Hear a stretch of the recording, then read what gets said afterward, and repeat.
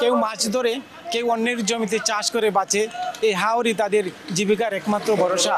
এখন সেই হাওরই চলছে দখলবাজি। তাই প্রতিকার চেয়ে মানববন্ধন কর্মসূচি পালন করছেন স্থানীয় কৃষক ও মৎস্যজীবীরা। রোববার মৌলভীবাজার জেলা পরিষদের সামনে মানববন্ধন ও বিক্ষোভ মিছিল করেন আতানগিরি, মোকামবাড়ি আর নোয়াপাড়া গ্রামের মানুষ। তাদের সাথে একাত্মতা প্রকাশ করে মৌলভীবাজার হাওর রক্ষা আন্দোলনের নেতাকর্মীরা। মানববন্ধনে বক্তারা বলেন, স্থানীয় আপার কাগাবলা ইউনিয়নের পূবের হাওর অঞ্চলের মানুষ মূলত ভূমিহীন গরিব কৃষক আর মৎস্যজীবী।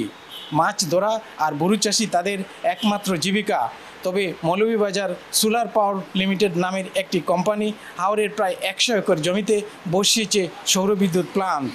এই প্লান্ট বসানোর জন্য বরাট করা হয়েছে জলাশয়, তৈরি করা হয়েছে রাস্তা ও স্থাপনা। ফলে জমি হারিয়ে চাষাবাদ বন্ধ করতে বাধ্য হয়েছেন 3টি গ্রামের 2 শতাধিক বর্গা চাষি।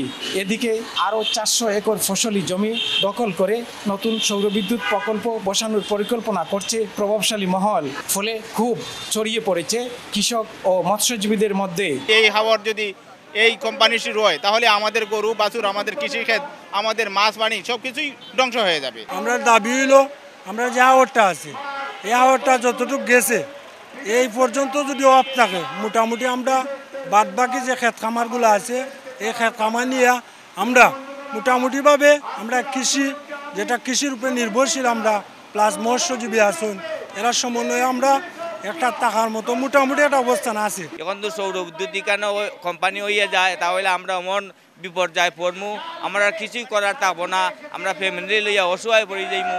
আমরা কৃষকরা সরকারের কাছে আবেদন যাতে এইটা বন্ধ করার লাগে। এটা মোর জায়গার মধ্যে কিভাবে সৌর বিদ্যুৎ কোম্পানি হয় ওটাই আমার প্রশ্ন সরকারের কাছে। সচেতন মহলের দাবি, সৌরবিদ্যুৎ প্রকল্পটি একেবারেই অপরিকল্পিত। এতে ভয়াবহভাবে ক্ষতিগ্রস্ত হবে হাওরের জীববৈচিত্র্য ও পরিবেশ।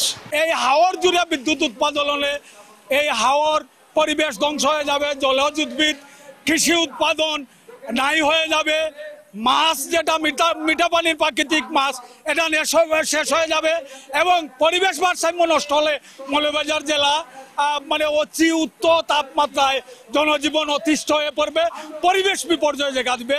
এটা কোনো অবস্থাতেই গ্রহণযোগ্য প্রকল্প হতে পারে না। এই প্রকল্পটি কিভাবে করা হলো এবং ইতিমধ্যে তারা প্রকল্পর 10 মেগাওয়াটের কাজ শেষ করে আবার 25 মেগাওয়াটের উদ্যোগ নিতেই স্থানীয় মানুষেরা দেখেছেন তারা ক্ষতিগ্রস্ত হচ্ছেন।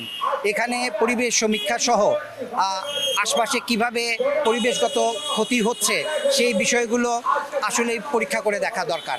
আমরা আজকের এই আন্দোলন থেকে আমরা সরকারের পক্ষ থেকে, বিশেষ করে পরিবেশ অধিদপ্তর এর পক্ষ থেকে তাদের বক্তব্য শুনতে চাই। আমরা জানতে চাই যে এই প্রকল্পের বিষয়ে তাদের নিজস্ব মতামত কি। আমরা বিদ্যুৎ প্লান্টের বিপক্ষে না, কিন্তু এই জায়গাটা হচ্ছে কৃষির উর্বর জায়গা।